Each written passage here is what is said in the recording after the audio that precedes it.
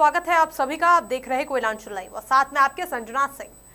Dhanbad SSP ने police और जिले के सभी चैम्बर सदस्यों के साथ बैठक की। इस बैठक में पिछले 7 महीनों के पुलिस कार्य की उपलब्धि बताई गई और साथ ही चैम्बर की समस्या को सुना गया। इसको लेकर एसएसपी हरदीप पी जनार्दनन ने कहा कि 56 चैम्बर के सदस्यों के साथ बैठक की गई है, जिसमें दुकान और मकान के बाहर सीसीटीवी लगाने का निर्णय लिया गया है, जिसमें सदस्यों को पुलिस को एक बाइक उपलब्ध कराने को कहा गया है। इलेक्टेड चेंबर के साथ मीटिंग किया गया। यहाँ पर टोटल 56 अलग अलग चेंबर का प्रतिनिधि लोग आया हुआ था। 7 महीने बाद आज मीटिंग किया है। अब इन लोगों को अभी पिछले 7 महीने में यहाँ पर विधि व्यवस्था में क्या क्या इम्प्रूवमेंट हुआ, क्या क्या कमियाँ इन लोगों को देखने के लिए मिला, उस पर आज हम लोग यहाँ पर चर्चा किया। चेंबर के द्वारा अपना कुछ समस्या बताया और चेंबर के द्वारा अपना समस्या का सोल्यूशन भी हम लोगों को बताया।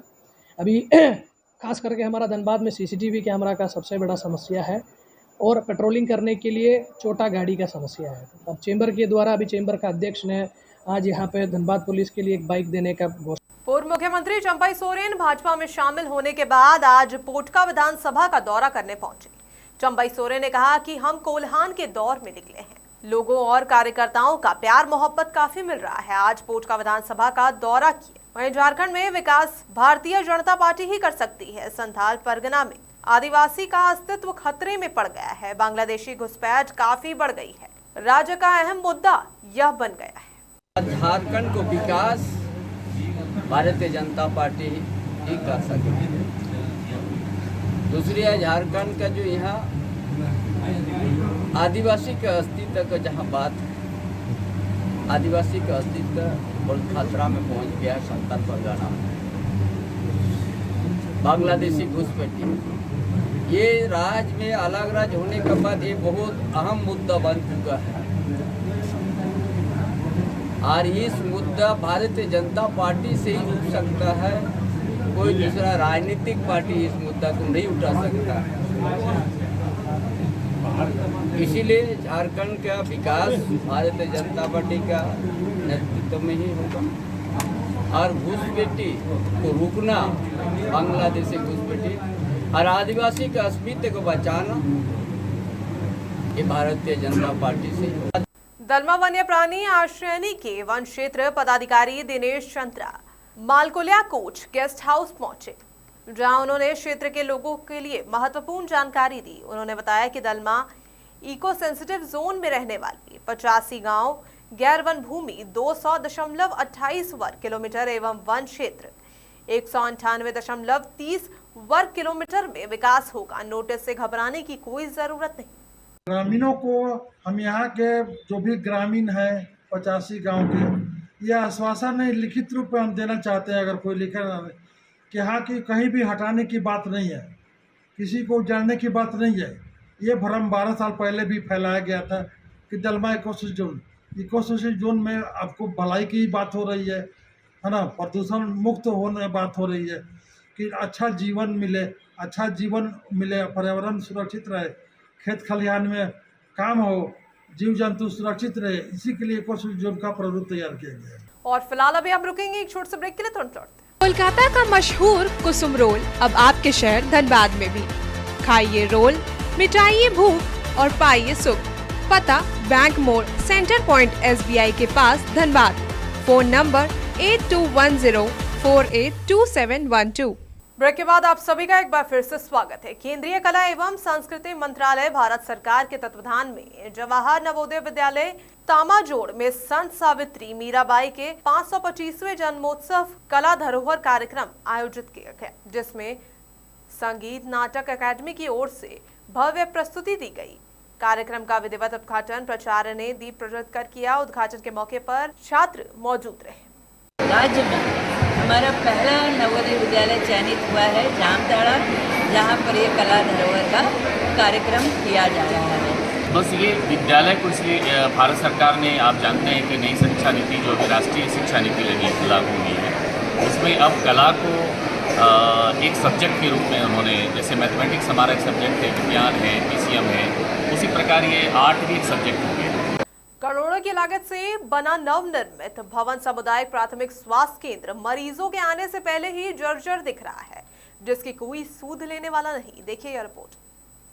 मुंगेर के टेटिया बंबर प्रखंड में इन दिनों सामुदायिक प्राथमिक स्वास्थ्य केंद्र जर्जर पड़ा हुआ है। टेटिया बंबर प्रखंड के ग्रामीणों के बेहतर इलाज व सुविधा देने के लिए स्वास्थ्य विभाग ने वर्ष 2022 में टेटिया बंबर गांव में सामुदायिक प्राथमिक स्वास्थ्य केंद्र बनवाने की BMSICL को काम दिया गया था। इसके बाद BMSICL ने 7 करोड़ की लागत से 30 शैय्या बेड वाले नवनिर्मित भवन स्वास्थ्य सामुदायिक केंद्र को बनाकर 2024 में तैयार कर दिया। इस भवन की पोल तब खुली जब पिछले दिनों बारिश हुई। वहीं भवन के बाहरी और अंदरूनी दीवारों पर दरार के साथ साथ पानी की सीपेज दिखने लगी और कई जगहों पर दीवारों से प्लास्टर भी टूटकर गिर गया। वहीं केंद्र के प्रभारी डॉक्टर अंस अंसारी ने बताया कि कई वर्षों से जर्जर और पुराने स्वास्थ्य केंद्र में लगातार रोगियों को देख रहे थे और ट्रीटमेंट कर रहे थे। अचानक एक दिन मरीज ज्यादा हो गए और वहां पर दिक्कत होने लगी, तो मरीजों को सुविधा देने के लिए नवनिर्मित सामुदायिक प्राथमिक स्वास्थ्य केंद्र लाया गया, जिसके बाद वहां पर दीवारों के दरार के निशान देखे गए और साथ ही प्लास्टर भी टूटने लगे। गुणवत्ता के ऊपर सवाल तो उठता ही है, वो तो कोई भी देखेगा तो गुणवत्ता पर सवाल उठा सकता है, लेकिन ये तो फाइनली उनके जो इंजीनियर हैं, कंस्ट्रक्शन आर्किटेक्ट इंजीनियर हैं और या ठेकेदार हैं या जो वहाँ काम करवाने वाले उनके जेई हैं, जो उनके मुंशी होते थे जो काम करवाते थे यहाँ पर, तो वो लोग समझेंगे इसकी गुणवत्ता के बारे में।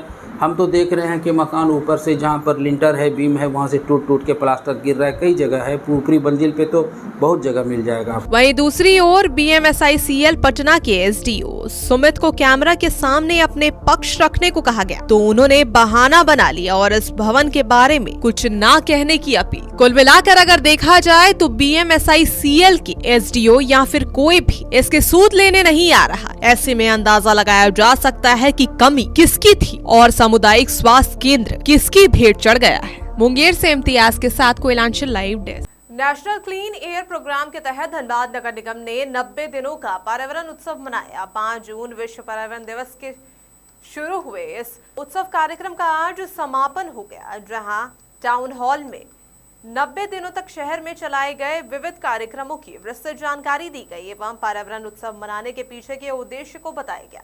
समारोह में विशेष रूप से उपायुक्त, नगर आयुक्त, सहायक नगर आयुक्त के साथ गणमान्य लोग मौजूद रहे। वहीं 16 स्कूलों से पार्टिसिपेंट स्टूडेंट्स को मेडल दिया गया। धनबाद नगर निगम 5 जून को पर्यावरण उत्सव की शुरुआत निगम द्वारा की गई थी। करीब 90 दिनों के बहुत सारे प्रोग्राम के बाद हम लोग इसका समापन कर रहे हैं। इसमें बहुत सारे प्रोग्राम हुए हैं, कॉलेज में हुए हैं, कॉलेज में हुए हैं, सिविल सोसाइटीज़ हैं, जो यहाँ के नागरिक हैं, उनके बीच में बहुत सारे संवाद हुए हैं, बहुत सारे उनका पार्टिसिपेशन रहा है। लोगों को जागरूक करने का प्रयास किया गया है कि ताकि लोग क्लीन एयर के लिए और पर्यावरण को बचाने के लिए लोग अपना प्रयास करते रहें। उत्सव जो नगर निगम की ओर से 5 जून से शुरू किया गया था, उस जो 5 सितंबर को समाप्त हो रहा है, उसी के अवसर पर आज ये कार्यक्रम आयोजित किया गया है। जो नगर निगम की ओर से पूरा 90 डेज़ का ये इवेंट कराया गया है, उसका पूरा उद्देश्य यही है कि आम जनों के अंदर प्रदूषण को लेकर के अवेयरनेस पैदा किया जाए, उनको इस पूरे जो प्रदूषण से मुक्त करने की धनबाद की हमारी पूरी मुहिम है, उसमें लोगों को पार्टिसिपेट करने के लिए प्रेरित किया जाए। आप सभी जान रहे हैं कि रिसेंट जो रिपोर्ट्स आई हैं उसमें भी धनबाद शहर में प्रदूषण का स्तर कम हुआ है, ऐसे रिपोर्ट्स किए गए हैं। एंड आई एम श्योर नगर निगम की टीम जो काम कर रही है उसमें हमको और बेहतर अच्छे नतीजे मिलेंगे और हम लोग धनबाद शहर को प्रदूषण मुक्त कर सकेंगे। और फिलहाल अभी के बुलेटिन में बस इतना ही। ताज़ा अपडेट के लिए बने कोयलांचल लाइव के साथ। नमस्कार।